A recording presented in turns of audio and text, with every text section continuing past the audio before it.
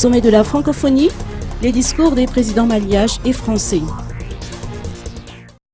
Le président malgache Erazenar Mapian a ouvert les différents discours de ce matin au CCI d'Ivat avant la tenue de la réunion des chefs d'État et de délégation dans le cadre du 16e sommet de la francophonie. Le numéro 1 malgache a mis l'accent sur la présence d'une nouvelle donne dans les relations Nord-Sud. La déclaration d'Antananarivo, en installant le concept de croissance partagée, promeut un nouveau mode de développement et un nouvel équilibre des relations économiques.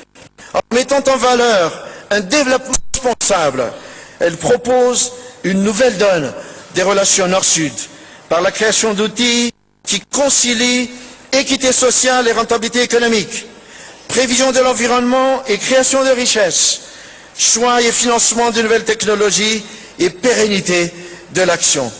Ce sommet nous permettra de donner une nouvelle impulsion aux stratégies jeunesse de la francophonie et stratégie économique de la francophonie adoptée à Dakar, tout en lançant véritablement la coopération Sud-Sud. Erazenar Mapian a relevé certains points importants pour atteindre les objectifs fixés par la francophonie. Les écarts de richesse et leur mauvaise répartition constituent une menace pour la paix, alimentent de nombreux foyers de tension à travers le monde, tout en exacerbant les crispations communautaires et religieuses. Ensuite, les insécurités économiques et climatiques sont des dangers pour nos sociétés. Elles sont souvent à l'origine des crises politiques et de leurs avatars, terrorisme, piraterie, criminalité, trafic de drogue et de personnes, corruption, etc.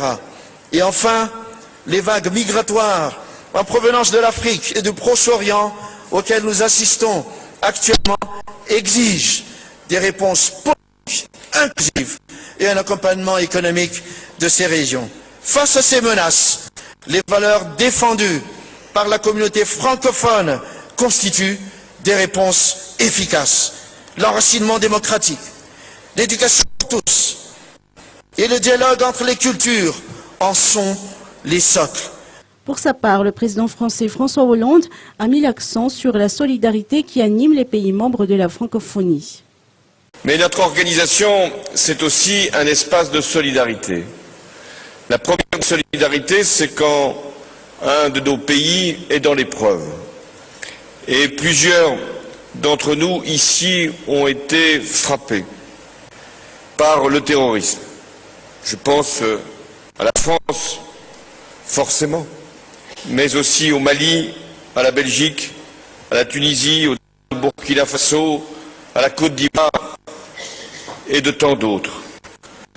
Nous sommes des cibles parce que le français est la langue de la raison, de la liberté, de l'émancipation, parce que c'est en français que l'universalité des droits de l'homme et du citoyen a été proclamée, et c'est ce que les fanatiques n'acceptent pas et veulent nous combattre parce que nous sommes justement un espace de paix et de liberté. Ensemble, nous partageons une langue qui est une langue ouverte au monde.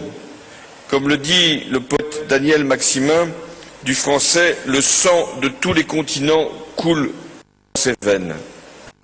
La première priorité donc pour la francophonie, c'est d'abord de défendre la langue et la culture.